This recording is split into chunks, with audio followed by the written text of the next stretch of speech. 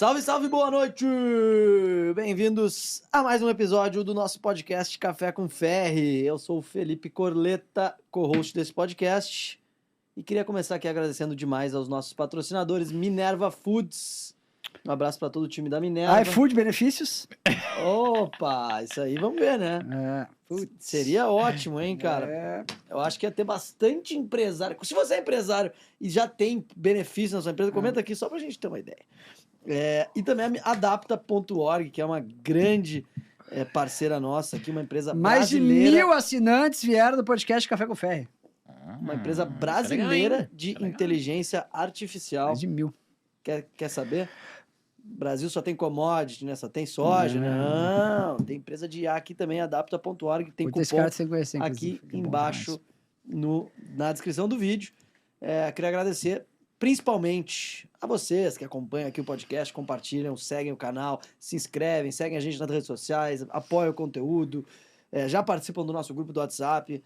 Vocês que nos ajudam a chegar a mais de 1.700.000 pessoas aqui nesse podcast toda semana, nas quartas-feiras, às 19 horas. Rafael Ferri. Antes do futebol, queria agradecer demais a audiência, a sua paciência. Estamos cá melhorando, vamos trocar agora para um super estúdio, um negócio galáctico. A lá Rede Globo, uma cortesia dos nossos patrocinadores aí que tanto nos ajudam. Queria também agradecer demais a presença do Breno Masi, o cara famoso na internet, vice-presidente do iFood, o cara da tecnologia do iFood, está aqui hoje para conversar com a gente. Queria pedir para vocês compartilharem esse conteúdo com os amigos e com os haters também. Os haters, clica no botão compartilhar e joga nos grupos de WhatsApp esse conteúdo maravilhoso. E eu começo... Olha como tá grande o podcast daquele tal do Ferri. Sim, como olha pode, lá. Né? Como pode? Esses seguidores são comprados, eu li. Não são comprados porque você não pode comprar seguidores no YouTube. Porque se você comprar seguidores no YouTube, você perde o canal. Então, não são comprados, são de verdade. É a audiência mais qualificada do Brasil. Se você é um formador de opinião, você assiste este podcast. Cada episódio, uma aula. Começo com uma pergunta aqui. A inteligência artificial vai trazer um super desemprego para o mundo e a gente vai precisar do Bolsa Família Universal no planeta? Sim ou não, Breno Masi? Primeiro, obrigado pelo convite, prazer falar com vocês, né? Então já vi ali a introdução do iFood Benefícios, vamos tentar estreitar o relacionamento e o papo também, iFood Benefícios já patrocinou aqui eu sei. E já foi muito bem sucedido. Sim, e ainda mais que eu gostei ali que você falou da quantidade de assinaturas, trabalhar com performance sempre é positivo, então depois bora falar lá. Data driven. Total. Data driven. Mas falando sobre AI e tudo, sem dúvida nenhuma traz ali uma preocupação, um desespero, né? Para todo mundo que não está preparado ou todo mundo que não conhece ou não entende ali sobre a situação. Minha visão é que sim, vários empregos vão acabar, não tem como, mas muitas oportunidades vão surgir também. Então, basicamente, o que eu falo é que a IA vai passar pela mesma transformação que já teve no mundo várias vezes. Desde lá, quando começou a parte fabril, e depois a gente teve a própria imprensa, daí quando foi a internet, você lembra que a internet falava que ia acabar, o e-commerce ia acabar com todas as lojas, e as coisas foram se adaptando. O que acontece hoje na internet, né, por causa da IA, é que o tempo de maturação e a velocidade das coisas aumentou absurdamente. Antigamente, o tempo ali que você tinha para ciclos, né, de inovação ou ciclos de impacto, né, na nossa economia eram de 10 anos. Hoje, cara, acontece por semana, né? Então, lembra o advento ali que aconteceu do DeepSeek. Num dia era ChatGPT, no outro DeepSeek, depois ChatGPT de novo, e tem outras ferramentas por aí. Mas o que eu falo para todo mundo é, não se preocupem, só estejam preparados. E que a IA, no fato, assim... E eu falo muito isso pro meu time, é que ela pode te transformar em um superpoder. Exemplo, que eu canso de falar para quem eu mentoro, pra galera, não acho que a IA chegou para tirar o seu trabalho. Lembra que a IA, ela pode potencializar seu trabalho. Então imagina, um cara que era desenvolvedor e ele dependia de um monte de designer para fazer as coisas, com a IA, agora ele pode ter esse skill também. Ele pode ser um designer também. Um cara que era só designer, ele fazia lá e desenhava as coisas, agora ele pode fazer seu protótipo, ele pode ser desenvolvedor. Tem um colega meu que hoje nunca tinha feito uma linha de código e programa e lança aplicativo só com IA. Então, dependendo da forma que você use isso, vai te potencializar absurdamente. Mas eu não acredito que vai chegar num ponto de ter um desemprego global, como a galera coloca. Tudo isso, para mim, é muito mais uma forma de tentar segurar um pouco a tecnologia, porque sim, a gente tem que ter uma discussão mais profunda sobre limites dela em determinados locais, né? Então, Mas, isso é curioso. Mas, Breno, só motoristas de aplicativo e motoqueiros de aplicativo e motoristas de caminhão são milhões. Sim. Milhões. Não sei quantos, 1, 2, 3, 4 milhões de pessoas. E a gente está vendo na China, nos Estados Unidos, claramente, esses veículos autônomos estão funcionando maravilhosamente bem. Eu tenho em casa. Assim, assim, só nisso, são 4 milhões de pessoas no Brasil. Tá. Quanto tempo você acha que vai acontecer essa virada de chave no Brasil? Quanto tempo vai demorar? 10 anos. 10, 12, 14 anos? 6 anos? Antes. Você acha que isso não vai abrir também possibilidades dessa galera fazer outro tipo de serviço? Será que essa galera não vai se adaptar? Vamos fazer uma analogia com táxi, com transporte. Vocês lembram quando aconteceu o advento da disrupção que foi o Uber? Que todo mundo falava assim, cara, acabou. Vai ter um monte de desempregado. Não, os taxistas brigavam na frente do aeroporto. Do aeroporto, tinha piquete, tinha... Cara, tudo... Hoje, se equalizou. Tudo convive melhor e as coisas funcionam. Mesma coisa quando teve discussão agora, que tem os mototaxistas dentro das cidades. Né? Pode, não pode, o que vai ter? Qualquer tipo de disrupção assusta, porque você não sabe o novo. O que eu posso te garantir, Ferri, que ao longo da nossa vida, quantas adaptações já não aconteceram? Essa é mais uma. Daí, se você soma tudo, dá medo, né? Você fala assim, carros autônomos, inteligência artificial, processamento quântico e não sei o quê. Ninguém sabe de fato o que vai impactar. O que eu posso te garantir o mundo, a tendência, a tecnologia, geralmente, ela chega para entregar mais acesso às pessoas. A menor custo. A menor custo. Então, mais acesso às pessoas. Isso, a visão do Breno, eu posso ser purista, mas eu acho que a gente vai ter um mundo melhor graças a isso. A gente vai ter mais acesso graças a isso. E as profissões vão se adaptar. Olha a quantidade de profissão nova que aconteceu ou apareceu nos últimos 10 ou 15 anos. Estava falando com o nosso co-host, que tem apenas 30 anos. Cara, ele veio de uma geração que é super aplicativo e conectado. Antes disso, não existia nada. Para pensar. Eu só estou sentado nessa mesa porque apareceu um iPhone. E eu comecei a fazer aplicativo, senão nem aqui eu estaria. Quando aconteceu isso, um monte de gente ficou morrendo de medo. Então, a tecnologia, sim, vem para adaptar, disruptar e criar novas oportunidades. Então, inteligência artificial, direção autônoma, entre outras coisas, vão gerar também novas oportunidades. O ponto principal sim, a galera tem que estar mais preparada. E daí entra uma outra discussão, será que o Estado, o nosso país, está preparado para isso? Será que a gente está dando subsídio necessário? Então, subsídio não é grana, tá? Assim, comunicação, informação necessária para essa galera se preparar? Eu posso falar, acho que não. A gente tem que fazer mais. Mas, por exemplo, pega... eu só quero voltar no exemplo do transporte, que para mim é o mais pesado, tá? O ônibus. O ônibus tem o cobrador e tem o motorista. Em alguns lugares. E aí o posto de gasolina tem um frentista. Nos Estados Unidos não tem um frentista. Não tem. Né? Então, tu vai acumulando isso num sistema de carro elétrico, carro autônomo, motorista autônomo, caminhão autônomo. Isso aí, cara... Por que no Brasil tem frentista ainda? Por causa que é como chama? O frentista eu acho que tá ali mais para garantir a cobrança, né, ou alguma coisa assim, do que efetivamente para... Por que você acha que o povo não desce para abastecer o carro? Por que você acha que no Brasil ainda tem motorista e cobrador dentro de ônibus? Porque senão o povo passa... Por que você acha que no Brasil vai funcionar entrega 100% autônoma? Talvez não seja por Brasil. Eu acho que uma coisa legal que o Breno trouxe é que a disrupção está acontecendo como aconteceu no passado, mas em ciclos muito mais rápidos. Exato. Só que, ao mesmo tempo, o ciclo da evolução humana continua o mesmo. Quer dizer, inclusive até mais longo. Então, assim, para uma pessoa de 50 anos que estava aposentada, talvez, quando teve a Revolução Industrial, se reinventar e se...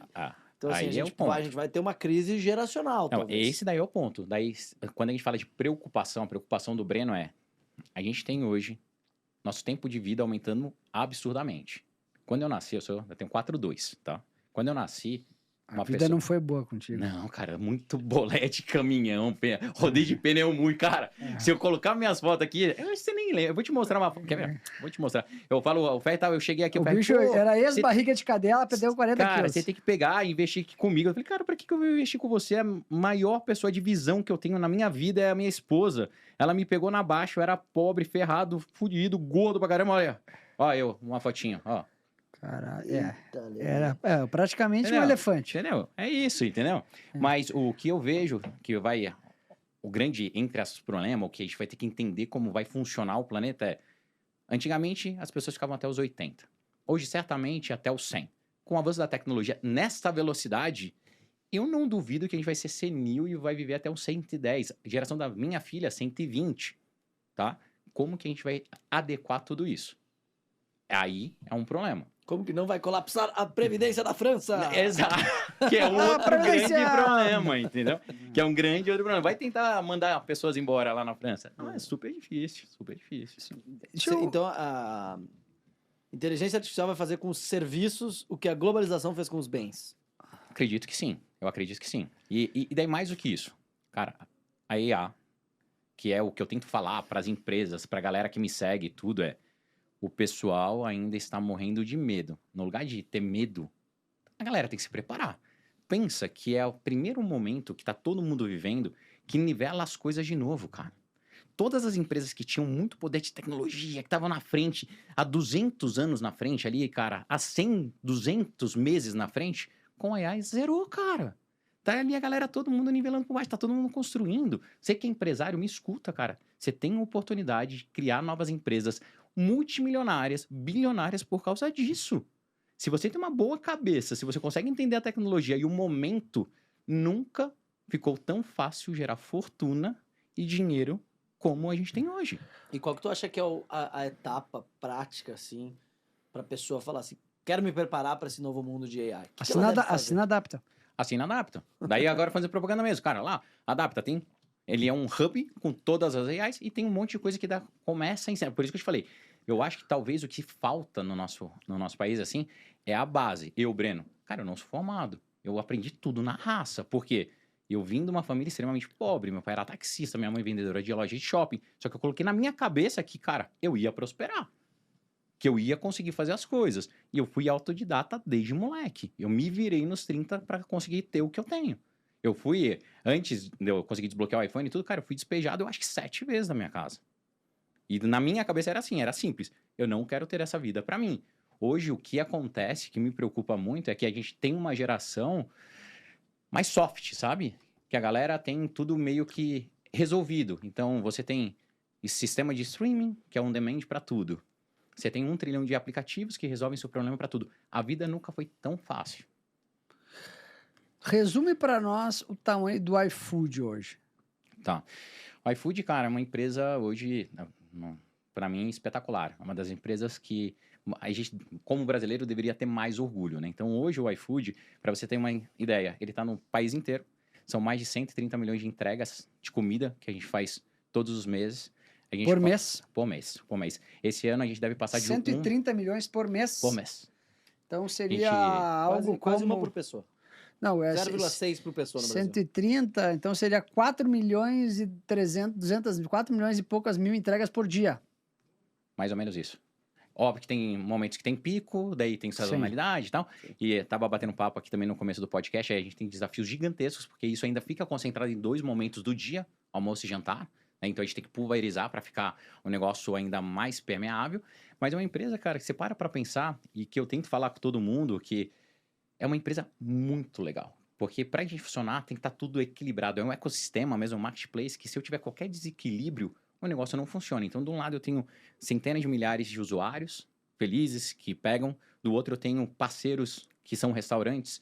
Não só restaurantes, mas mercados, farmácias, distribuidores de bebidas e tal. Hoje são mais de 420 mil. Hoje. E do outro lado, as pessoas entregadoras, que é onde a gente consegue fazer um ecossistema de entrega extremamente eficiente. Quantos entregadores? 380 mil. Hoje, em nuvem.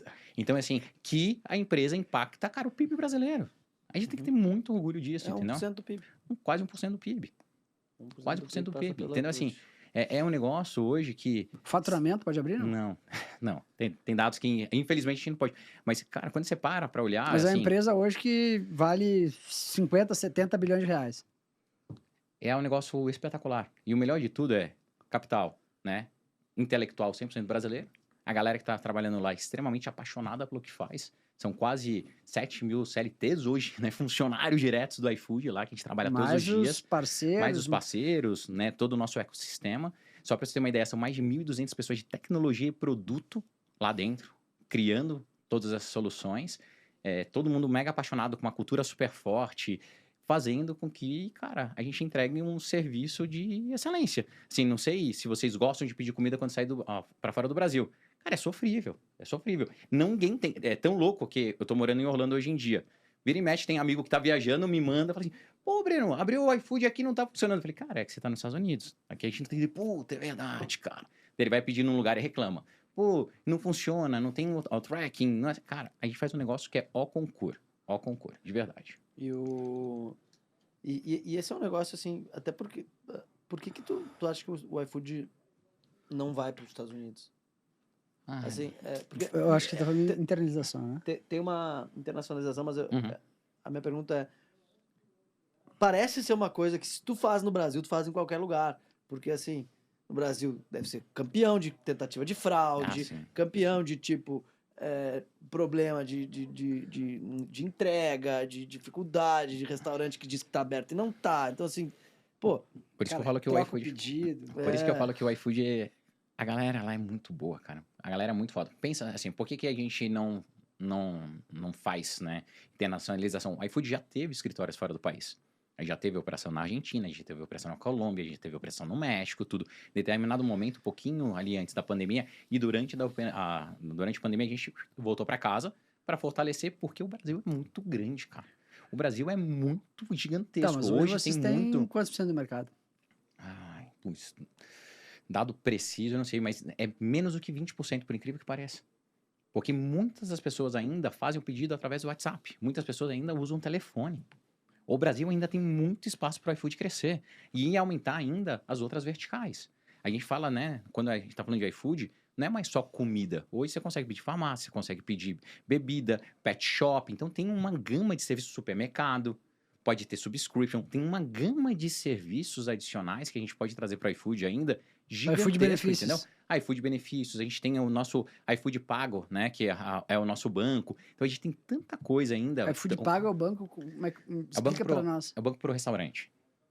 A gente tem uma conta PJ para o restaurante. É uma conta PJ, super estruturado, com antecipação de recebível, com controle, com gestão. Agora a gente está fazendo o iFood Salão. O iFood Salão é super legal, que é todo um ecossistema para ajudar, né, os restaurantes e ali o ecossistema dos restaurantes para funcionar. Então vai ter presencial, no caso. Presencial. Então tem todo a gama. A gente tem até, inclusive, agora um evento chamado iFood Move, que é o maior evento que o iFood organiza físico. São mais de 6 mil pessoas que participam desse evento para ver, além das palestras, todas as soluções e serviços de tecnologia que o iFood traz e vai lançar nos próximos meses para a galera. Então, assim, o iFood, quando a galera olha, fala assim, nossa, é só um appzinho de comida. Cara, é tanta coisa, é tão legal, cara, tão legal.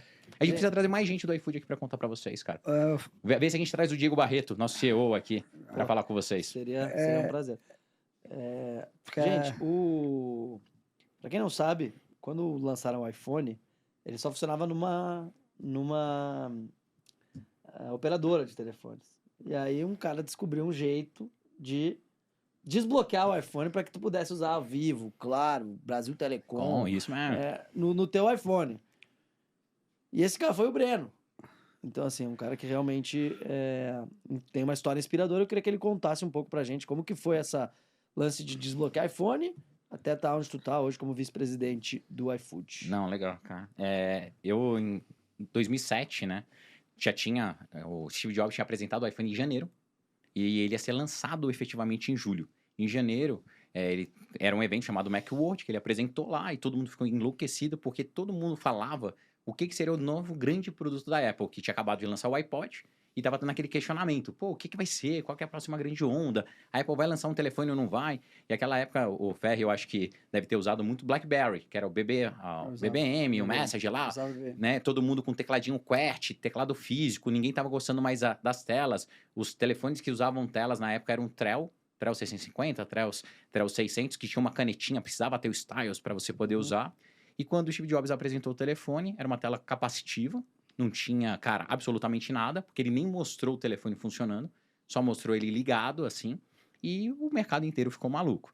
E quando eu recebi uma revista na minha casa, que era uma revista gringa que eu gostava de assinar na época, a Wired, veio lá uma imagem que o iPhone tinha exclusividade com a AT&T e a Singular, né, que era uma operadora americana, durante 3 anos. E nessa época eu já desbloqueava alguns telefones. Então, geralmente, de quem morava no Japão, ou viajava para a Europa, ou viajava para os Estados Unidos, comprava um Motorola que só tinha lá e queria ter aqui no Brasil, geralmente quem tinha grana, né, para ter a exclusividade, ia lá na minha casa, eu desbloqueava, fazia ele funcionar. Então era que nem os caras 25 de março, hacker. Exato, isso, exato. Tipo assim, se eu não tivesse feito o desbloqueio do iPhone, é bem provável que eu tivesse um boxzinho hoje na Santa Efigênia, ou então tava sendo micreiro, sabe? Certamente. E daí eu consegui, junto com o Paulinho, ali o Paulo, que foi um meu sócio nisso, a gente conseguiu chegar na solução do desbloqueio do iPhone. Mas, de novo, como eu falo pra galera, a gente estava preparado para poder aproveitar a oportunidade. Quando a gente descobriu, né, quando a gente leu essa reportagem, a gente ficou estudando em fóruns, na internet, como, cara, 100% autodidata de janeiro a junho, quando ia ser lançado. Daí, quando foi lançado o telefone, eu dei uma baita sorte que eu tinha um médico que era apaixonado em telefone e estava em Nova York. Pegou e me ligou. Breninho, tô aqui em Nova York, cara, tá vendendo um tal de iPhone. Você vai conseguir desbloquear esse telefone? Eu, com o alto dos meus 20 e poucos anos, falei, doutor, teve algum telefone que eu já não desbloqueei pro senhor? Pode comprar. Ele comprou 3. E no dia seguinte, eu tava com os telefones na minha casa. Que ele pegou o avião em Nova York, passou ali na Vila Mariana, deixou os 3 telefones para mim e pro Paulinho, e a gente começou a nossa saga.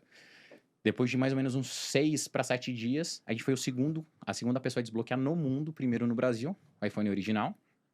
E daí foi uma loucura, porque na hora que a gente desbloqueou lá, né, a gente ficava comemorando, pô, cara, conseguimos e tal. Daí o Paulinho virou pra mim e falou assim, e aí, caralho, agora como a gente vai ficar rico, porra? Como a gente vai contar pro mundo? Eu falei, não, relaxa que eu tenho um plano, cara. Daí eu peguei, foi meu primeiro vídeo no YouTube. Filmei e falava assim, vou mostrar pra vocês como que faz o desbloqueio do iPhone, né, o gancho.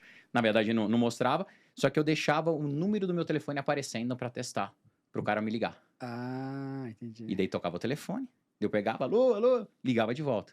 Depois disso, esse número de telefone nunca mais parou de tocar, cara. Eu fiz mais de 3 mil desbloqueios de telefone pra todo mundo que você possa imaginar em São Paulo. Todo mundo. Cobrava na época uns R$600, isso em 2007. Então eu ganhei ali um bom dinheiro desbloqueando o telefone. E fiquei fazendo isso durante o primeiro ano. E daí um momento, cara... 2 milhões. Desbloqueando o telefone, eu e o Paulinho.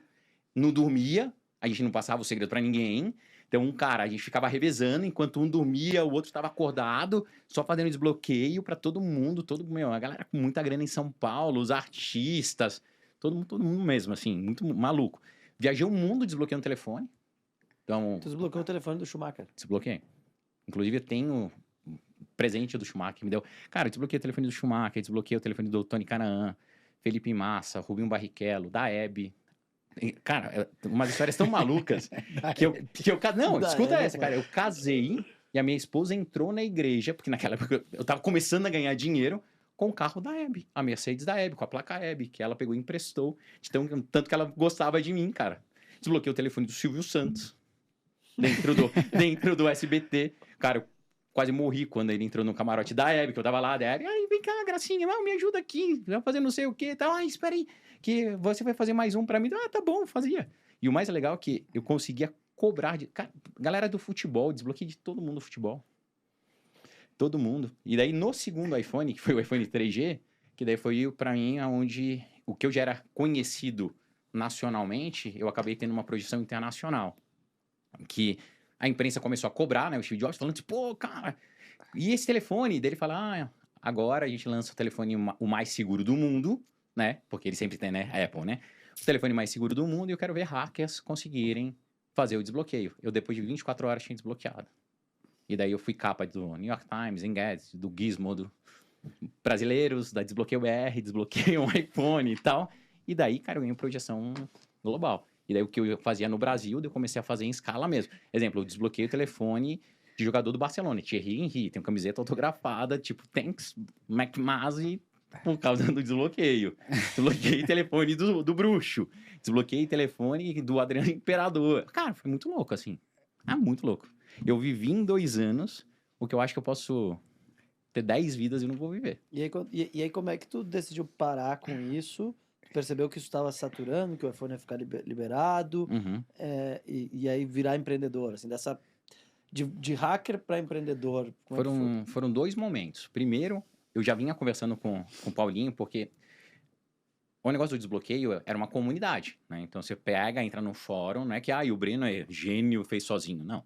Era uma comunidade onde a gente trocava um monte de informação, você vai montando pecinha, como se fosse montando pecinha de Lego, traça a estratégia, vai testando e faz. E daí a gente compartilha a informação e todo mundo sabia. E o grupo, desse grupo hacker, devia ter lá na época uns 15, 20 pessoas. Eles começaram a ter uma cisão. E tava claro que ego, né? Problema de ego, igual empreendedor, como tudo na vida, o ego ali tava maior. Tava assim, nossa, o Breno tá ganhando dinheiro. Não sei quem tá assinando e tá falando que a solução é dele, que era o GeoHot. E de fato ele era o cara que mais contribuía. Daí teve um outro russo lá que falou, não, cara, se continuar essa palhaçada, eu vou jogar na internet. Daí o GeoHot falou, tudo bem, então eu jogo. Ele pegou e fez uma solução. Ele avisou lá que ia fazer, que era simplesmente se colocar o cabo e apertar uma nuvenzinha, que chamava Black Rain, que era uma gotinha pretinha. E daí desbloqueava o telefone. E só que cada update podia voltar a bloquear. Nessa época eu virei pro Paulinho e falei, cara, vai acabar isso, a gente tem que começar a olhar outra coisa para fazer. A gente começou a pensar em fazer manutenção de telefone, essas coisas, mas aí aconteceu para mim de novo. Se você tá preparado e aparece oportunidade, as coisas acabam ganhando escala. Eu recebi 2 executivos da Apple e da AT&T há muito tempo atrás, na época do primeiro desbloqueio lá, para saber se eu estava fazendo o desbloqueio era legal ou não. E eles viram que era legal, que eu não alterava software, não fazia nada, eu só adicionava software. Era até uma história legal, que daí na hora que eu mostrei todos os chips que eu estava guardando, quem me segue nas redes sociais, até fazer propaganda aqui, @MacMazi, eu tenho um saco de chip com mais de 4 mil chips da AT&T, sabe chip de operadora? Sim. Eu tenho uns quadros que ficam no meu cenário e tal, e eu ia fazer na época nem era nem um quadro, eu queria fazer tipo uma escultura. E daí eu peguei, o cara perguntou assim, o que você faz com esse chip? Eu falei, não, eu guardo. Inclusive, tá aqui o saco. Eu mostrei pro executivo. Ele falou, nossa, mas eu achava que vocês ativavam. Eu falei, não, isso aqui, cara, eu vou fazer alguma coisa. Ele ficou impressionado. E daí, depois de quase 1 ano que eles foram no meu escritório, eu recebi uma carta convite para ir até os Estados Unidos, para conversar com a Apple. E daí essa é uma das histórias mais legais. Que eu fui super bem recebido, tal, o motorista me pegou, me deixou no hotel e eu fui fazer a minha primeira reunião lá na Apple.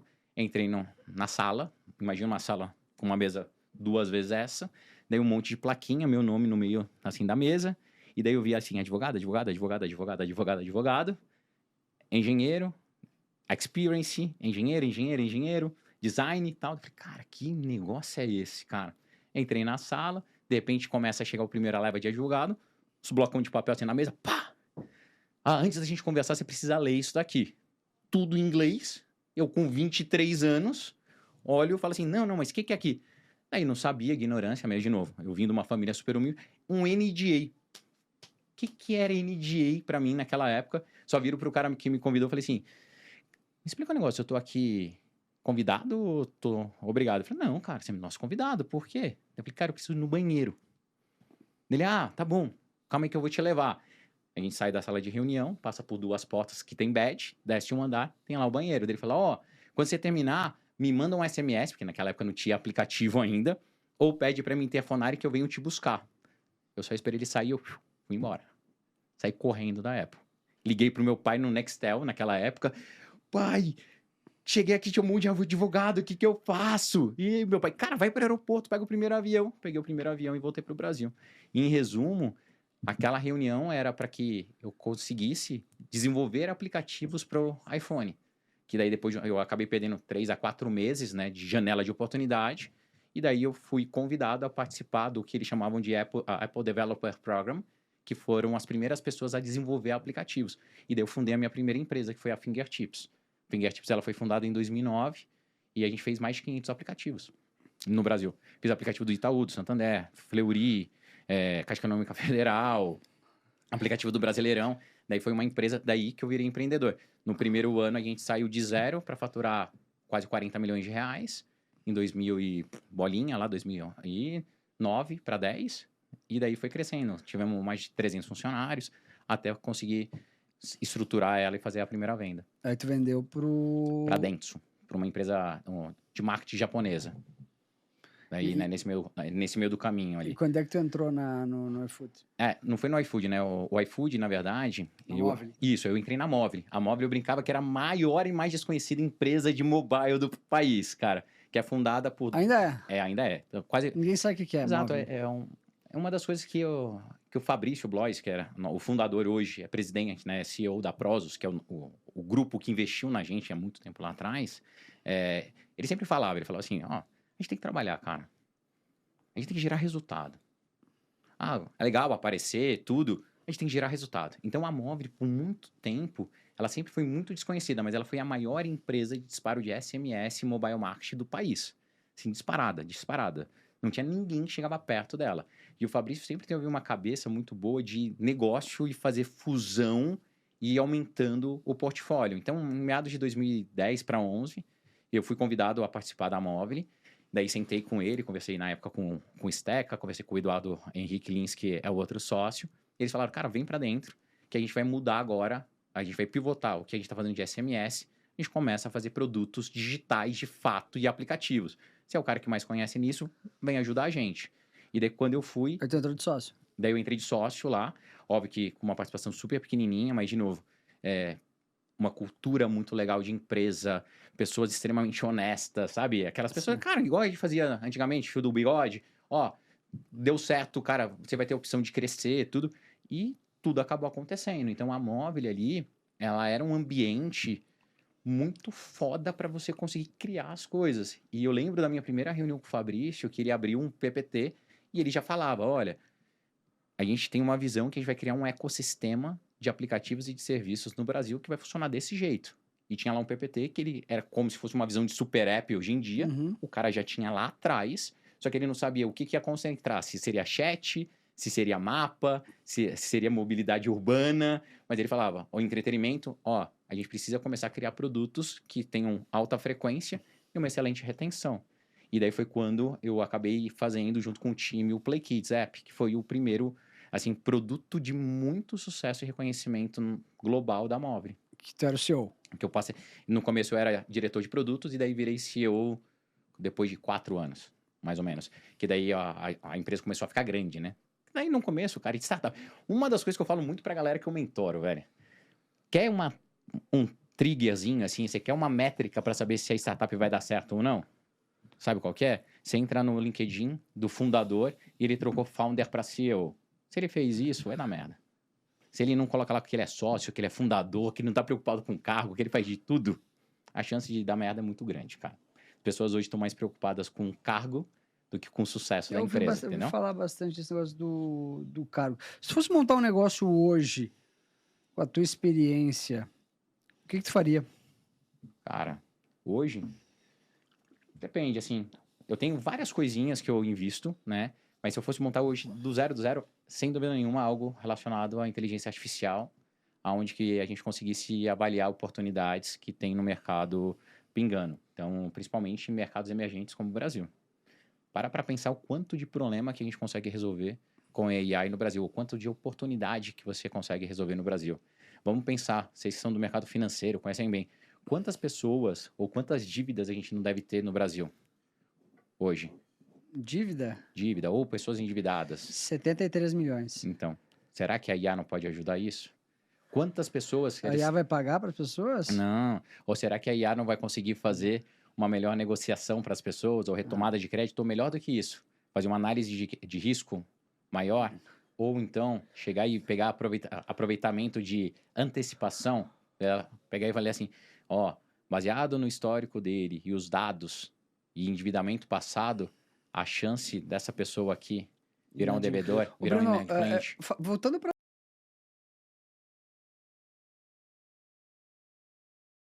pauta da inteligência artificial, hoje 80% das empresas dizem que fazem coisas de inteligência artificial e é tudo fake. Isso. É fake. Não tem nada de inteligência artificial. Inclusive, hoje até saiu uma reportagem de um cara que dizia que era inteligência artificial e não era nada, era tudo manual. Teve empresas gigantescas, né? Tipo, a Amazon teve um problema desse, né? Você lembra? Por causa da Amazon. Amazon Go. Então, assim, hoje, na verdade, pouca coisa realmente. Tem até um cliente nosso que é da Apple e ele fala frequentemente isso, que realmente pouquíssimas empresas, né? Ele é um cara relevante na Apple e ele fala que super relevante na Apple, tu conhece, sabe quem é.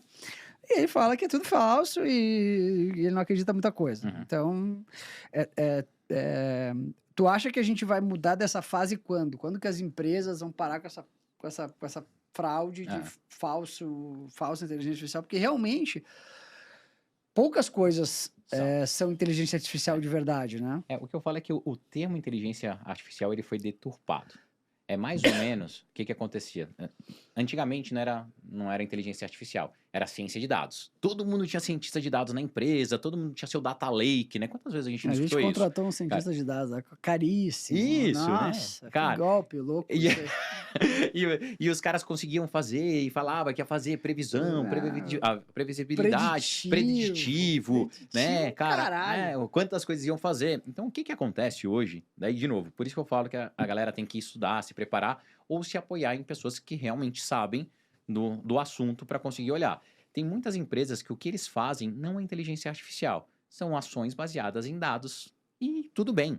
Data-driven. Data-driven, que é como deve ser, como qualquer empresa deve ser. Você tem os dados lá para te ajudar a tomar a melhor decisão, para antecipar problemas, para você ver tendências. É assim. Quando a gente fala de inteligência artificial, é quando ela começa a tomar ações ou ela consegue te trazer um conjunto de informações que ela toma decisões por você. Isso poucas empresas têm no Brasil, mas sim já temos boas empresas. Exemplo, o próprio iFood. O iFood, a gente é data-driven já tem uns 7, 8 anos. Lá no iFood, a nossa cultura é todo mundo que entra no iFood é obrigado a entender de banco de dados, saber o que é SQL, ter capacidade, hoje não precisa mais, porque já não tem emprego. Porque hoje em dia tem as ferramentas de AI para ajudar, mas para fazer uma consulta no banco de dados. Uma query. Né? Fazer lá, cara, bonitinho, falar, eu quero saber quantos pedidos aconteceram nessa região, eu quero saber quanto que foi o repasse de não sei o quê. Então, a gente dava essa capacidade, a gente preparava. Hoje, no iFood, a gente tem mais de 60 modelos de AI que rodam todos os dias para o app funcionar. Que esses modelos de IA vão desde formação de oferta na home, para saber se realmente eu preciso oferecer aquele bônus ou aquele cupom para o Ferri? Será que o Ferri não iria comprar independente do cupom ou não? Será que eu não estou desperdiçando dinheiro? Até mesmo tempo de preparo, configuração de cardápio. Tem cara que faz 20 pedidos por dia no iFood, não tem? Tem. Então, assim, hoje as empresas, elas precisam entender que inteligência artificial é mais do que só ter ali uma planilha organizada. Então, falar que é 100% fraude? Não, mas sim, tem muita coisa ainda que precisa evoluir. E por isso que eu falo, é um mercado hoje em ascensão que tem muita oportunidade. Então, quem estudar isso daqui, ó, isso daqui, vai estar na frente de muita gente. Pensa que eu falo muito isso para minha galerinha lá que me segue. Eu falo, pensa o seguinte, cara, a gente está vivendo um concurso de tecnologia. Nunca todo mundo teve acesso tão fácil. Hoje você pergunta para o ChatGPT, ele te responde. Você pergunta para o Perplexity, ele te responde. O Google agora vai ser 100% baseado em AI, também vai ser mais fácil ainda. Cara, comece a estudar. Se você souber um pouquinho, quem tem uma noção disso é só a população brasileira, não deve ser nem 3% da população brasileira. Se você se dedica... Não, mas a Adapta tem mais de 100 mil assinantes já. Então, ó, se você se dedica muito a isso, cara, você vai estar lá no topo da pirâmide. Vai aparecer 1 milhão de oportunidades. Eu queria que tu acha que o Elon Musk é um ET? Cara, eu acho que ele é um cara fora de série, assim, óbvio que... Mas tu acha que ele é humano? Porque não é normal. Cara, não acho que é, não. Daí eu começo a entrar nas teorias da conspiração malucas, né? Que nos Estados Unidos tem muito, tá? Cara, nos Estados Unidos é muito louco, cara. Mas ele é muito é muito fora da média. É muito fora da realidade. É igual o Steve Jobs era também, entendeu? A única coisa é que foram em momentos diferentes. Assim, uma das coisas que me perguntam muito é, cara, quem é mais gênio? Quem é mais gênio? Steve Jobs ou Elon Musk pra vocês? Quem é mais gênio? Cara. Ou então, você que gosta, quem que você acha que tomou mais risco? Musk. Sem dúvida nenhuma. Para mim, ele é mais gênio. Porque ele conseguiu associar e ver excelentes oportunidades e tomar um risco. E o cara fez um negócio que é maluco. Olha todos os mercados que ele entrou. Quem queria entrar no mercado aeroespacial?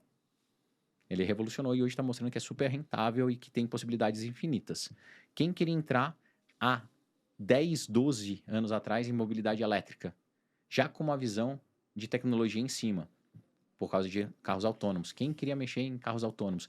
Quem, em sã consciência, ia falar assim, vou investir milhões e milhões em Neuralink, porque inteligência artificial mais implantes e cyber humanos é o futuro. O cara é ponto fora da curva. Não, e Questionável pra caramba. Starlink. Starlink. Starlink é uma loucura. Entendeu? Starlink. Starlink vai acabar com a Oi. Mas... Hoje cara, já acabou Não, sozinho. Nem precisa de muita força. Né? Assim, não. A Oi acabou por causa de briga societária. Não, mas não, assim, pensa a assim, Vivo. ó. Vai acabar com a Vivo, cara, porque... Não. Eu acho que não acaba com a Vivo. Mas assim, o que eu acho que vai acontecer? A Vivo, ela tem ainda... Que hoje em dia não é tão relevante, mas vai ter o seu papel, que é a infraestrutura. O principal sinal vem de lá, no satélite, a infraestrutura vai ficar mais barata, a conexão de dados. O que eu acho mais legal da Starlink é que daqui a pouco todo mundo vai ter um número global, ou você vai ter seu arroba na Starlink, vai poder falar com qualquer pessoa do mundo, como é a internet hoje em dia. E, cara, nada me tira da cabeça que ele fez para que ele tenha o que ele chama de liberdade plena, né? De comunicação, por isso que ele comprou o Twitter, fez as coisas, tem a Starlink. Então, quando você fala do Elon, para mim ele é um maluco animal, que já tem um plano, mais ou menos como eu vi o plano do Fabrício há 10 anos atrás e as coisas já estavam conectadas, ecossistema e tal, é o Elon. Para ele já tá muito claro no plano, na cabeça dele, o futuro de 10 anos já tá desenhado. Qual tu acha que é o sonho dele? O que tu acha que move ele, assim? Porque... certamente ele abdicou. Dinheiro não é. Não é dinheiro. Ele abdicou também. Apego é zero. Eu acho que assim, o quality time também não é. Uhum. Né? Assim, não é egoísta os objetivos dele. Talvez sejam, assim... Cara, ele quer mudar o mundo, sei lá. O que tu acha que ele quer fazer, assim? Eu acho que é isso mesmo. Eu acho que ele é um cara apaixonado. O Elon, ele tem um que é... Ele tem uma visão muito fera técnica, de possibilidade técnica, com uma visão muito fera e uma capacidade de execução. Não estou falando que ele executa, ele não executa nada. E daí a galera tem que começar a entender que grandes líderes, eles não precisam apertar o botão, eles têm que fazer o negócio acontecer. Ele faz o negócio acontecer. Então hoje, eu acho que ele tem na cabeça dele muito mais deixar um legado, e daí sim eu acho que tem um quê de ego dele foda, dele ser lembrado como o cara que mais fez pelo mundo, mais impactou o mundo, entendeu? Ele tem umas piras malucas, o lance que ele tá fazendo em Marte. Ele tem certeza que ele vai colonizar aquele país. Certeza. O Breno, se tu fosse um empreendedor que não entendesse nada sobre inteligência artificial e tu quisesse dar os primeiros passos, que tu faria? Cara, estudava. A primeira coisa, Como? fecha. Como? Da onde? Da onde? Fecha o TikTok, fecha o Instagram, vai pra internet e procura no Google. Adapta. Não, pode Adapta. Até pro próprio chat GPT, né? Pode perguntar para o chat GPT. Como você funciona? Quais são os princípios? Como que eu posso ficar mais eficiente? Qual que é a possibilidade de fazer negócios com você? Minha mãe tem uma padaria. Como que ela pode vender mais? Como que eu posso usar a sua ferramenta para fazer tal coisa? É isso. Hoje, a gente vive uma geração sem curiosidade, que é o que eu mais brigo. Quando eu era CEO do Play Kids e depois fui CEO e fundador do PKXD, o que eu mais estimulava e o que eu mais estimulo as minhas filhas, eu tenho 3 filhas, elas precisam ser curiosas. Eu só consegui conquistar as minhas coisas porque eu era extremamente curioso. Eu queria saber como uma porcaria de um carrinho funcionava. Eu queria saber como que era uma radiofrequência. Eu queria entender por que dava choque nas coisas ou não. Então deixa a criança enfiar o dedo na tomada. Hoje é tudo mastigado. A gente está perdendo a curiosidade. Então se a pessoa tem um mínimo de curiosidade e não fica passivo ali na tela... Cara, ele já tá na frente de muita gente. Escola? Sim, eu acho.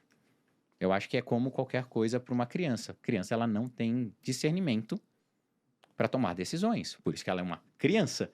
Os pais, a sociedade, sim, para crianças a gente tem que dar um certo apoio, certo controle. Exemplo, quando era CEO do Play Kids. Nossa maior preocupação era que a criança não ficasse passiva na frente da tela. A gente não podia ser... Era proibido lá no Office, a gente tinha cultura, tudo. Eu falava, a gente não pode ser uma chupeta digital. Então, a gente forçava a criança a ter microinteração. A gente tinha elementos que ela tinha que clicar para fazer coordenação motora. A gente tinha um time que ficava olhando usabilidade. Por isso que o trenzinho era tortinho, para ajudar a criança na coordenação motora, para ter movimento. Lá, todo o nosso conteúdo era extremamente curado, porque era um produto que eu tinha feito para as minhas filhas. Eu sabia que se elas tivessem... Não tinha ads, não tinha propaganda, funcionava offline. Então, assim, hoje é o dever, né? E daí algumas pessoas esquecem, é o nosso dever preparar essas crianças. Meu dever como pai, eu estar perto da minha filha. Não é deixar ela e achar que a escola cria as coisas. Não. Então precisa de limite, precisa de controle, precisa de, ali, no mínimo, uma trilha, né? Para que a gente consiga preparar essa molecada melhor. Tu é uma pessoa que tem uma presença digital muito grande, né? Tem bastante seguidor no Instagram lá, né? MacMazzi, né? MacMazzi, é. Por causa da Apple, né? Sim. Que antigamente eu usava só Mazzi, daí eu desbloqueei, daí o pessoal, pô, você não pode usar seu nome de verdade. Daí eu tive a brilhante ideia, eu não, né? Um amigo falou, pô, coloca MacMazzi mesmo, cara. Daí ficou. E tu acha que esse é o futuro, assim? As pessoas todas vão ter uma presença digital? Sim. Porque a gente está vendo meio que, né, vários CEOs indo agora para a parte de influenciador. É uma pergunta frequente que eu faço aqui, porque a gente tem um público extremamente qualificado, empreendedor aqui. É obrigatório, é mandatório o cara se apresentar na rua, ou tu acha que ele pode ficar escondido? Que nem o seu Marcos Molina dos Santos, que eu já convidei para vir aqui, que ele não bota a cara fora de casa. Tá, eu sempre falei, né, e eu tô na internet desde os primórdios, né, porque eu sempre gostei, então fui um dos primeiros usuários de Twitter no Brasil, era 30 caracteres ainda, eu acho isso extremamente necessário e relevante. Então, quando você cria essa conexão com o seu público, quando você cria essa conexão com as pessoas, ajuda. Pega aí o caso do Adib. A CIMED sempre foi uma empresa animal. O que eles conseguiram criar depois que conseguiu ter essa conexão, escutar feedback, entender, é um negócio de outro mundo. Olha o que eles fizeram. Impressionante. Né? Assim, não, podem falar o que for do Adib, cara. Pode falar o que for. É impressionante o império e o que o cara conseguiu construir, ligando o quê? 3 anos. Conexão. Cara, exato. 3 anos mudou. Já era uma empresa mudou completamente. Não, era uma empresa normal. Exato. Aí virou uma empresa muito foda. Muito foda. Então, hoje, e daqui pra frente, na minha visão, é muito claro. É o que eu tento ensinar lá pra minha galerinha. Me segue nas redes sociais aí, vai lá no meu YouTube também. Precisa ter isso. Porque a conexão, o vínculo, ter uma figura, funciona. Daí vamos a outros exemplos. Thales, do G4 Educação. Podem questionar ele o que for. Aquilo é aquilo porque você tem uma pessoa muito forte ali atrás. Você pega mesmo, quando eu era CEO do Play Kids e depois da Afterverse. Era a figura muito forte falando sobre inovação, segurança, cultura ali. Isso é de extrema necessidade. Hoje, Café com Ferri, por que você acha que você tem tanta identificação e tem mais de 1.600.000 pessoas? É isso. Então, vai ser mais do que comum. E daí, quem gosta de ver ficção científica, tudo, tem ali um vídeo, né, uma série no Netflix chamada Black Mirror, que tem um capítulo específico que fala sobre score social. Eu não acredito, eu não duvido que o mundo vá para isso. Não duvido. Onde o score social vai ser tão importante quanto o seu CPF. Que o score social ele vai te dar benefícios e acesso, como já tem hoje em dia, só que ele é meio, né, não é público, mas que dá. Então, assim, se você é uma pessoa influente, você tem um certo acesso que outras não têm. Então, é de extrema importante isso. E os CEOs, antigamente era muito louco, né? Mas você pega 30 anos atrás, 20 anos atrás, as empresas não tinham tanta preocupação, né? Assim, cara, é meu serviço lá, entregava de qualquer jeito. A internet deu voz para todo mundo. Deu. Então, muitas pessoas não queriam aparecer no começo, por quê? Putz, se eu aparecer, vão ficar me xingando, vão me hatear, vão fazer assim. Hoje não, hoje a gente tem que brigar por excelência e os CEOs que têm, né, confiança no seu taco ali, estão cada vez mais públicos. E esse é o caminho. Tanto é que eu uso bastante a minha influência digital quando eu sou mal atendido. Sim, e funciona. Funciona muito bem. Então. Eu evito, assim, né? Mas quando tem alguma coisa muito, muito agressiva, assim, eu publico, não quero nem saber. E, cara, o estrago do outro lado é proporcional, né? Porque um monte de gente qualificada vendo uma crítica porradaria. Deixa eu dar o exemplo da TAM. Eu tenho um e-mail antigo cadastrado na TAM, né? E, cara, que diabos tu liga para atendimento, eles mandam um link para tu botar a tua cara ali, não funciona. Aí tu liga de novo. Aí eles mandam de novo o mesmo link que não funciona. Aí eu fui no balcão. Aí a mulher trocou para mim o e-mail. Só que não trocou. Daí eu entrei na internet, não funcionou. Daí eu voltei no balcão. Fui de novo pedir. Também não funcionou. E até agora eu não consegui trocar. Então. Não funciona. Tipo assim, é uma empresa... Cara, eu só quero trocar o e-mail de cadastro, porque eu vou fazer um upgrade do Black pro Black Signature, que daí tu ganha o carro pra te levar na... Eu gosto mais. Mas eu já tenho direito. Só que eu não consegui trocar porque eu não consigo trocar o e-mail. Tipo assim, faz um mês que eu tô pra trocar. Não consigo trocar. Agora, o que você faz? Você entra lá no LinkedIn, vai lá no CEO e manda uma mensagem. Você vai ver o que vai acontecer. Tem que ser... Então, isso. Mas, de novo, eu acho que hoje as empresas que não estão usando as redes sociais, ou o CEO, ou quem é o porta-voz da empresa... Hoje o cara tem medo também, né? Tipo, o cara da TAM fazer um Instagram, o cara tá ferrado. Mas ele precisa... Cara, mas aí é isso. Bem-vindo ao novo mundo, cara. Tem que lutar pelo serviço, ele tem que garantir que a empresa funcione. Igual, você acha que eu não recebo rating pra caramba nas minhas redes sociais? Recebo, só que daí eu tenho um time que trata, que eu falo, e eu brigo pra melhorar. Cara, a Mobile sempre, né? Todos os nossos produtos a gente sempre tentou liderar, né? Pela excelência. É isso, esse é o ponto diferencial. E, de novo, se você pega hoje esses CEOs que se expõem, cara, as empresas vão muito bem, porque gera identificação. A galera hoje tem tanta oferta. Para pensar, antigamente você comprava essa caneca em qualquer lugar, né? Já era assim.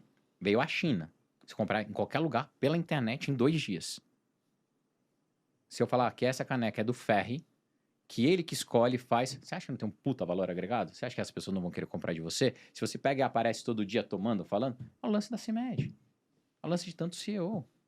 É criar essa conexão com o seu público. E daí alavanca absurdamente as coisas, entendeu? O que tu acha mais atraente, o poder ou o dinheiro? Putz, é aquela pergunta de $1 milhão, né? Ou mais do que isso. Sem dúvida nenhuma, minha visão é que eu acho que com poder você faz muito dinheiro. E esse é um dos problemas quando as pessoas começam a misturar as coisas. Que também eu converso muito com uma galera que o poder, né? Primeiro, a pergunta deveria ser assim, o que você acha que vem primeiro? Geralmente o que vem primeiro é o dinheiro. Dinheiro, né? Os empreendedores começam a ganhar dinheiro, Mas dinheiro muita gente tem. Então, mas de novo, começa com dinheiro. O dinheiro por si só não faz mal. Não faz mal. Ele começa, a galera pode bater cabeça, tudo. O poder, quando sobe, e daí tem aquela equação do mal, o poder com ego e acesso, é perigoso. É perigoso. Mas hoje, sem dúvida nenhuma, se eu tivesse que escolher um superpoder, né? Ô, Breno, você tem dinheiro ou você tem um poder? Eu escolheria o poder. Eu acho que com o poder, infelizmente, é um mundo que a gente vive e você consegue tracionar mais coisas. E quem é a pessoa mais inteligente que tu já conheceu? Pessoalmente? Assim? Não pode ser familiar. Não. Vem com vó. Não, com vó não. Cara, tem 2 pessoas que trabalham comigo que eu acho que são um ponto fora da curva. Assim, o Fabrício Bloise, que é o fundador, foi CEO da Móvel, CEO do iFood, hoje é CEO da Pros. É um dos caras mais inteligentes que eu conheci, assim, cara, certamente. Mas o cara mais inteligente é o nosso CTO, que não aparece, ninguém nem sabe, chamado Flávio Steca.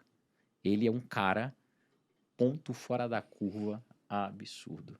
É um cara que tem histórias, a gente dentro da Apple, ele ensinando a Apple, ajudando a Apple a fazer modelo de subscription para as lojas de assinatura, que hoje é o modelo que mais rentável lá dentro da Apple. Assim, ele é ponto fora da curva. É fantástico, de longe. O cara que me ensinou absurdamente.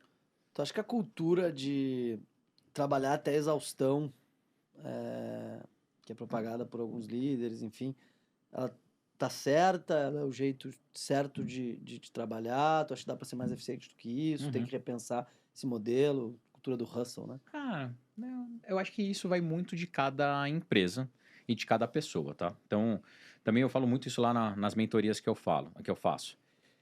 Cada empresa, né, e cada momento da empresa, ela exige dedicação e atenção dos seus colaboradores e do seu CEO, do seu fundador, diferente.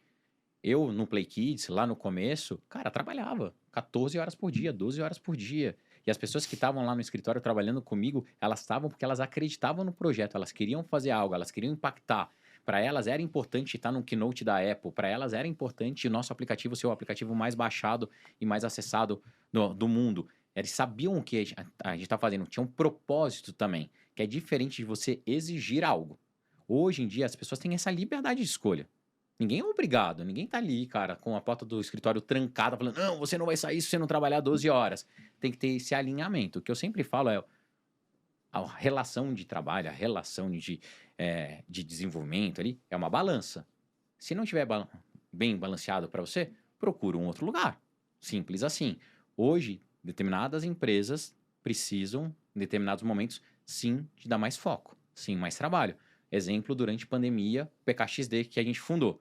O PKXD foi um game que em um ano, a gente saiu de 0 usuários para 14 milhões de usuários. Depois de 2 anos, a gente estava com 65 milhões de usuários globalmente. A gente tinha um DAU, que é o Daily Active Users, de 7 milhões e meio. 7 milhões e meio de crianças jogavam nosso jogo todos os dias. Você acha que a gente fez isso como? Trabalhando 4 horas por dia? Não. Você acha que a gente mantinha tudo isso funcionando? O pessoal batendo e soltando a caneta às 6 horas? Não.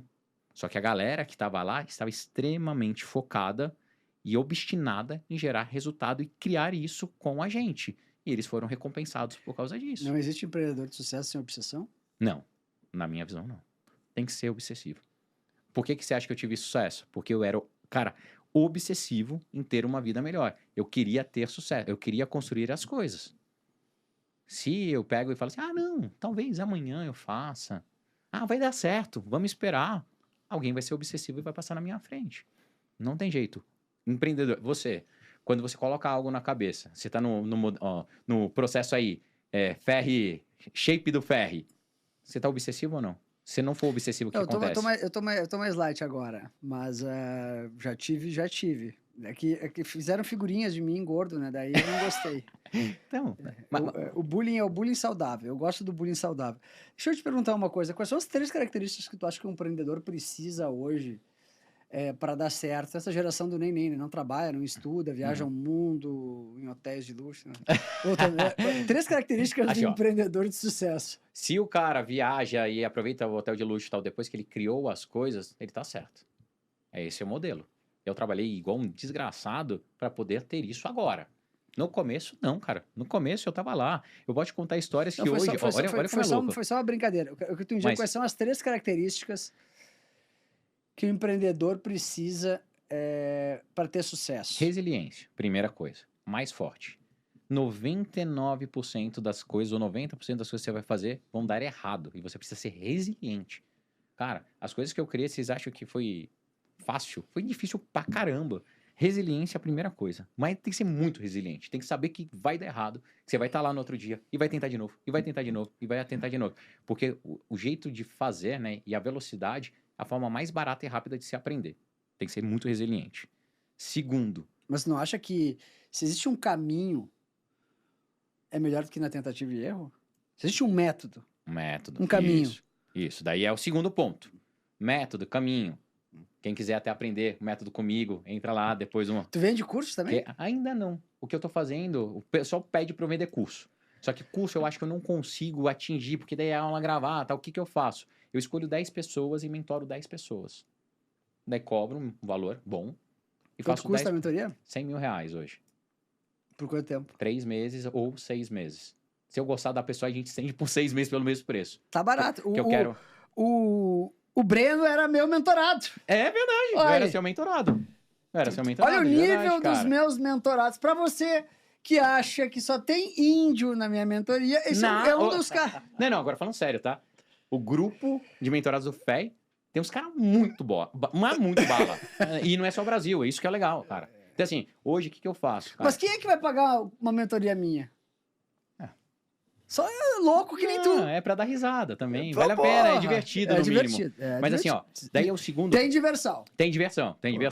O segundo ponto que eu tava falando, que é isso que você acabou de falar, cara, dá pra você pegar atalhos. Hoje, os empreendedores no Brasil ainda têm muito a cabeça... Resiliência, e você tem que ter a humildade, você tem que pegar atalho, você tem que pegar e se apoiar em mentores. Eu só consegui ter sucesso porque eu, sim, apoiei em mentores ao longo da minha jornada que me davam atalhos, que daí é experiência, porque a experiência você só ganha com o tempo, não tem jeito. Então, cara, eu não posso tentar investir, eu vou demorar quanto tempo? Eu ligo pro Ferri e falo, Ferri, dá uma mão, cara. O que eu tenho que fazer? Ah, espera aí, tem um assessor aqui que vai fazer. E as coisas funcionam. É a mesma coisa. Puta, Breno, eu tô com a minha empresa ferrada, tô precisando de um ajuste de gestão, de caminho. Cara, como vou aplicar AI? Pra que ele vai ficar batendo a cabeça sozinho? Então, é ter essa consciência. Hoje, o brasileiro ainda ele tem muito do conceito de vai roubar a minha ideia, vai me ferrar, vai querer tomar a minha sociedade. Então, esse atalho aqui ajuda muito. E o terceiro precisa ter risco envolvido. Não dá para você achar que você vai construir algo que vai faturar 60% de margem, que vai estar sentadinho no sofá tranquilo, assistindo Netflix no final da noite. Você tem que se arriscar. Você tem que colocar algo em risco. Eu, para montar a Fingertips, ganhei dinheiro desbloqueando o telefone, não sei o quê. Não tinha comprado apartamento. Era meu primeiro apartamento. Era a única coisa que eu tinha na minha vida. Para colocar a Fingertips para rodar, eu fui e hipotequei meu apartamento.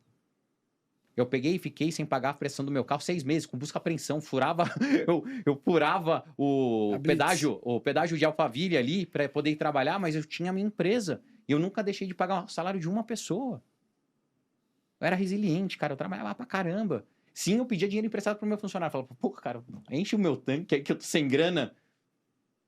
E consegui. É isso, hoje o pessoal acha que as coisas vão acontecer de uma forma mais fácil, e não é assim. Então precisa ter muita persistência. Muita persistência. E como é que é com relação às pessoas da empresa? Que tu olha para recrutar? Como tu faz o capacitação, treinamento dessas pessoas? Porque assim, se tu não executa mais, alguém tem que executar. Sim. E para isso tu precisa ter pelo menos um mindset de gestão de pessoas muito apurado, né? Qual que é a tua dica assim para quem tá precisando aumentar a equipe ou para quem tá precisando melhorar a performance da equipe? Cara, primeiro de tudo chama-se modelo de gestão. Uma das coisas que eu aprendi muito ao longo desses anos, né, desses 17 anos, para que você consiga fazer com que a empresa cresça, ela precisa ter um modelo de gestão estruturado e uma cultura da empresa estruturada. Não tem como, se você não tiver essas duas coisas, a empresa prosperar.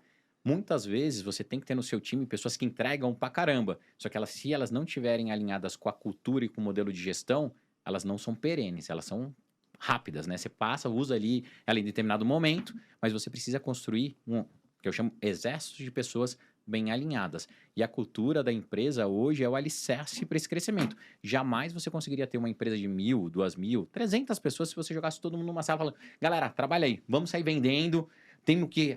Não, não é assim. Você tem seus valores, você tem seus princípios, as pessoas vão alinhando com isso, e quando a empresa atinge um nível básico de maturidade, que é o que eu ajudo muita gente também, isso tem que ser explícito. Para você comprar a consultoria do seu Breno Masi, eu vou virar sócio do Ferri, 100 mil reais. Pode virar sócio, que a gente vai fazer uma rodada de investimentos na The Link, Boa. A empresa de investimentos que mais cresce no Brasil. O funcionário insubstituível é o primeiro que tem que ser demitido? Sim. Não existe ninguém substituído. Sim. Hoje... Se você tem um funcionário insubstituível, dica número 1, de Breno Masi, o funcionário insubstituível é o primeiro que tem que ser desligado? Sim, porque isso mostra que você é um mau gestor. Você é um mau gestor. Ele pode ser fenomenal, insubstituível nunca. Igual eu tenho no meu time. Uma série de pessoas fenomenais que a gente avalia, que a gente pega lá e fala assim, olha, esse aqui é um talento, como a gente prepara ele mais, como você dá mais espaço para ele.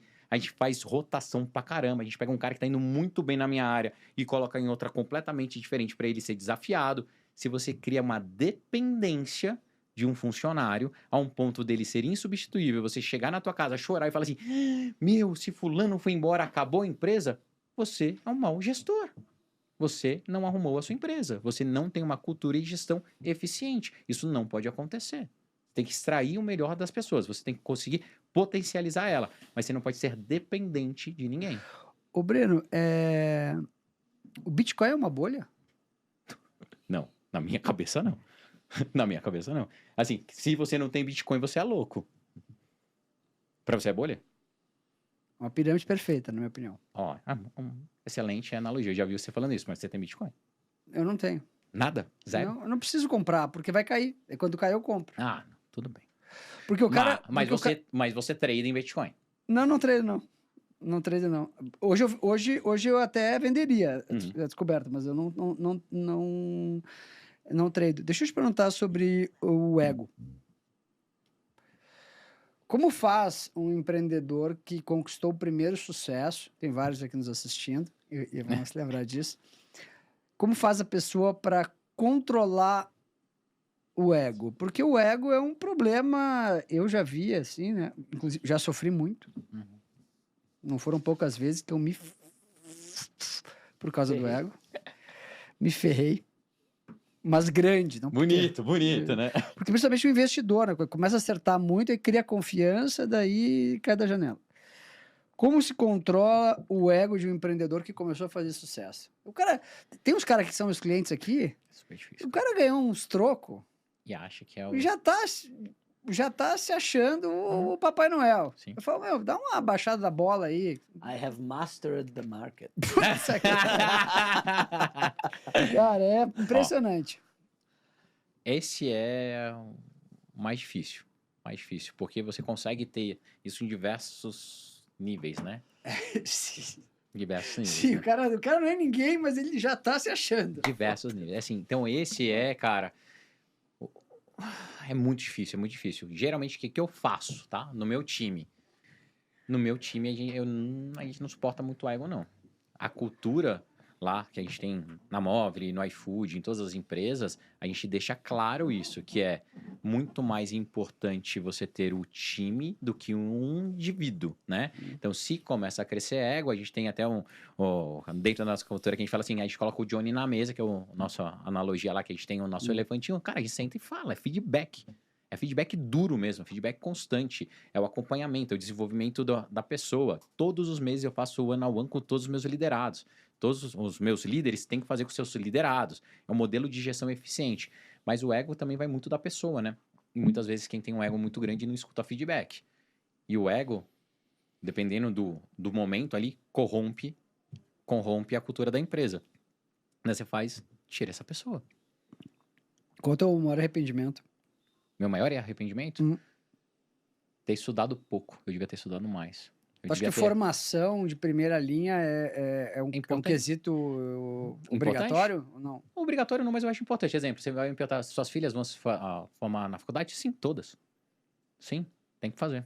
Tem que fazer por causa do network, tem que fazer pela conexão, pelo momento, pelo momento ali de estudar tudo. Mas o meu grande arrependimento foi que em determinado momento da minha vida, quando eu desbloqueei o iPhone ali, eu deveria ter aproveitado daquele momento e ter me preparado mais, só que o ego bateu, né? Eu era recebido de tapete vermelho, todo mundo Schumacher, pô. Não, cara, assim, você não tem noção de como que era.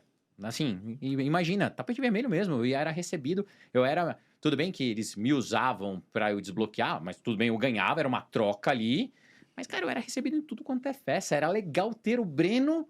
Porque o Breno ia fazer o desbloqueio. E era muito louco, era assim, era meio que sazonal. Toda vez que saía um telefone novo ou uma versão nova, Sociedade Paulistana juntava a galera do Rio de Janeiro. Puta, Breno, tô mandando helicóptero, vem pra cá. Olha, por quê? Porque o telefone bloqueava, fazia um jantar e desbloqueava o telefone de todo mundo, fazia funcionar.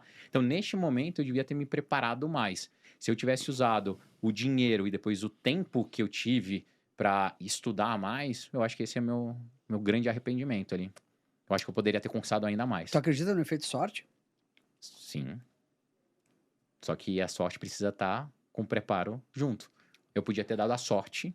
Tu acha que o Eduardo Saverin teve sorte de cair no quarto do Mark Zuckerberg? Sem dúvida, mas ele... um sorteio. Mas ele teve a qualidade, ele mostrou que ele tinha algo que o Zuckerberg viu nele e falou assim... Mas se ele tivesse caído no sorteio em outro quarto, ele teria 50 bilhões de dólares? Não. Por isso que a sorte é importante na vida, igual eu. Se eu tivesse todo esse meu conhecimento eu tô te dando esse exemplo porque a Sandra Chayot da Hope, fundadora, sócia da Hope, sim. Da Hope, ela veio aqui e eu perguntei defeito de sorte e ela deu o exemplo do Saverin. Pô, é um exemplo, é o melhor exemplo, de sorte. Exato, cara. Ó, imagina assim, o Breno, eu sei tudo, já tava com tudo preparado. Se eu não tivesse o meu médico em Nova York, pegando o telefone e me entregando ele no dia seguinte, cara, eu não estaria sentado aqui, velho. Se eu tivesse pego o iPhone 7 dias depois ou 9 dias depois com uma outra pessoa que fosse me levar, eu já tinha perdido. A galera já tinha desbloqueado. Óbvio que sorte é importante. Eu queria te perguntar sobre o seu passado como desenvolvedor e como que isso te ajuda no dia, hoje como empreendedor e como gestor. Vale a pena a pessoa aprender a programar em C, aprender lógica de programação, beabá?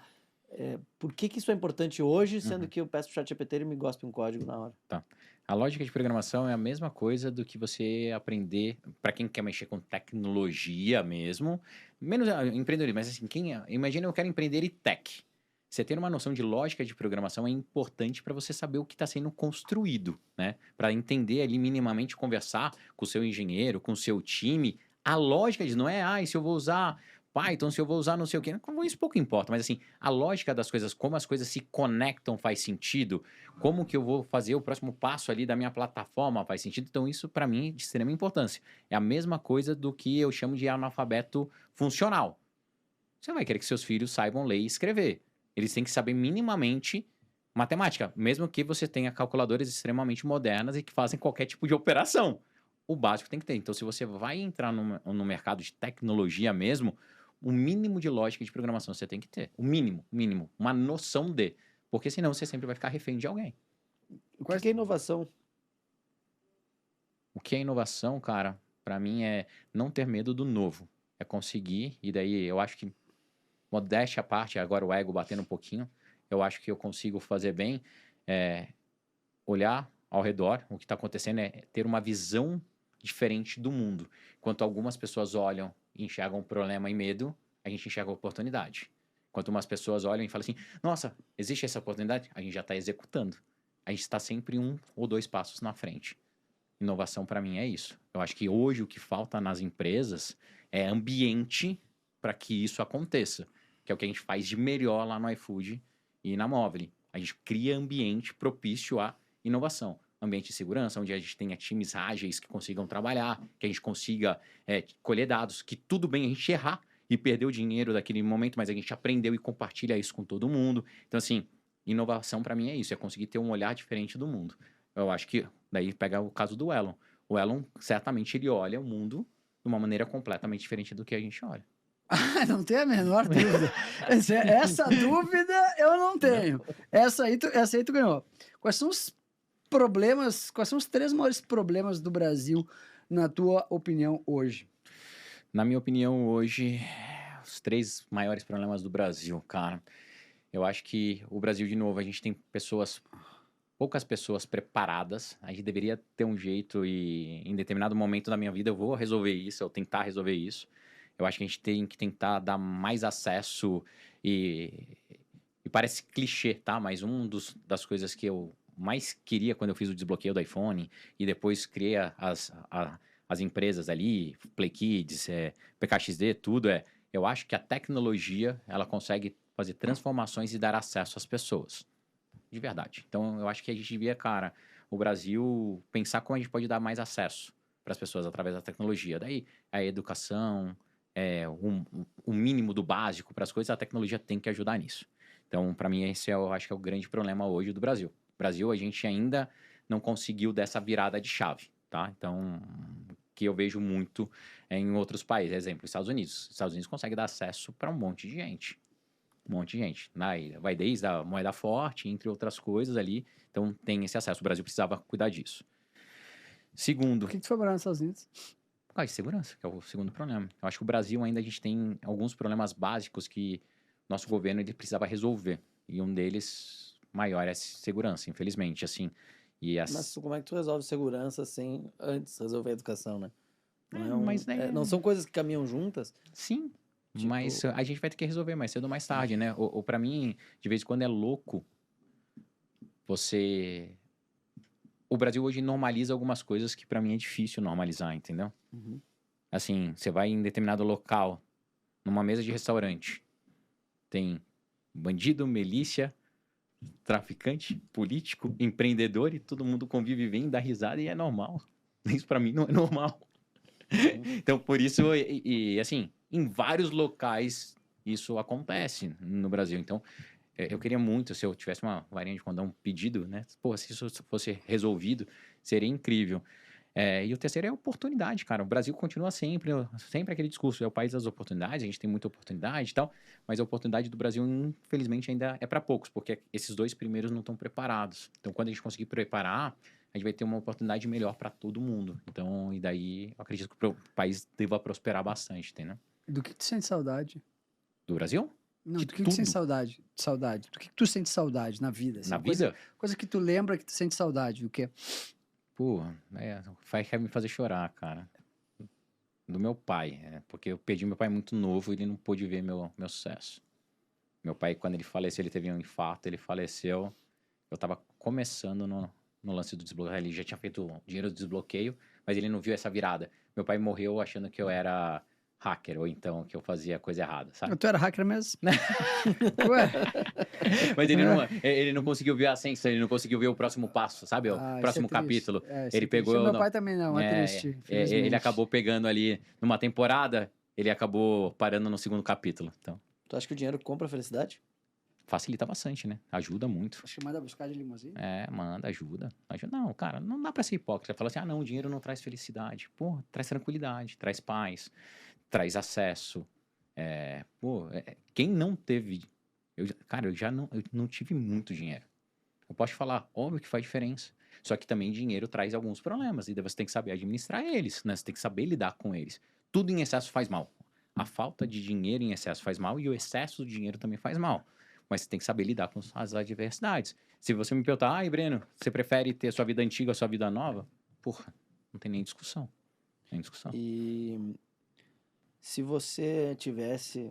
Quem que seria a pessoa que a gente convidaria aqui no podcast que ia fazer o Breno parar na quarta-feira, assistir o Premiere, o episódio inteiro, do início ao fim? Do início ao fim? Cara, Titio Elon na hora. Na hora.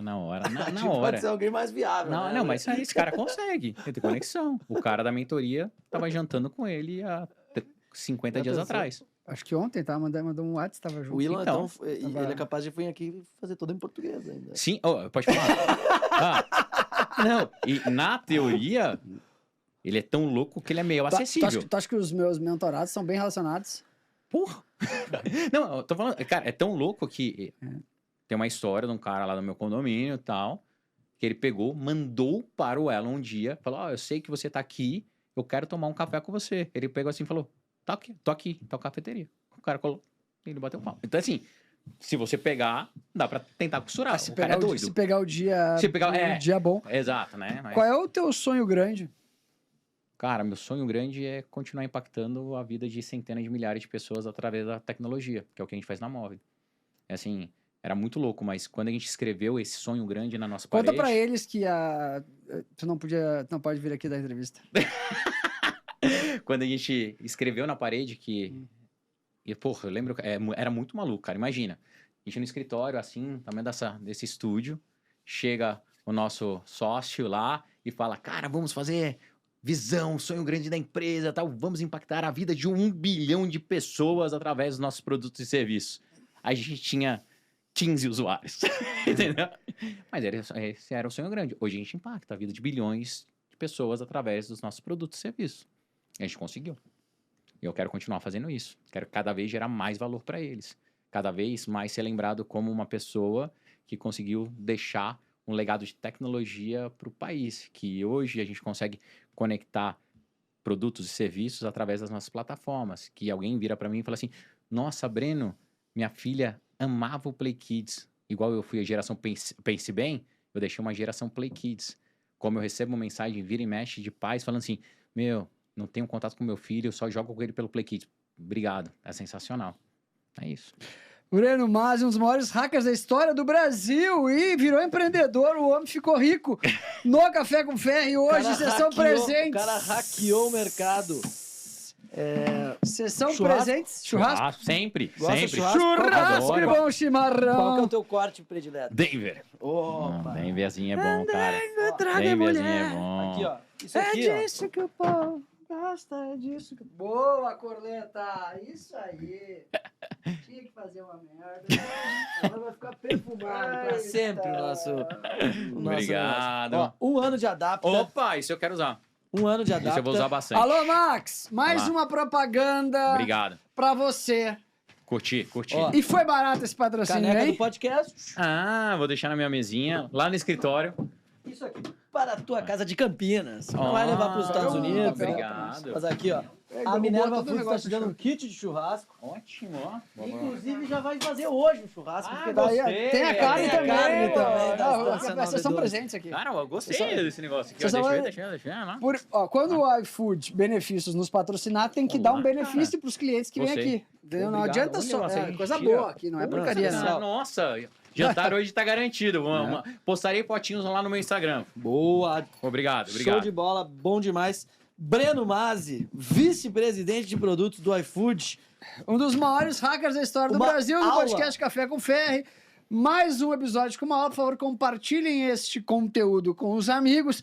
Deste que é o melhor podcast do Brasil, podcast dos formadores de opinião. Cada episódio uma aula. Ainda não o maior, mas de longe o melhor. Em breve também o maior podcast do Brasil.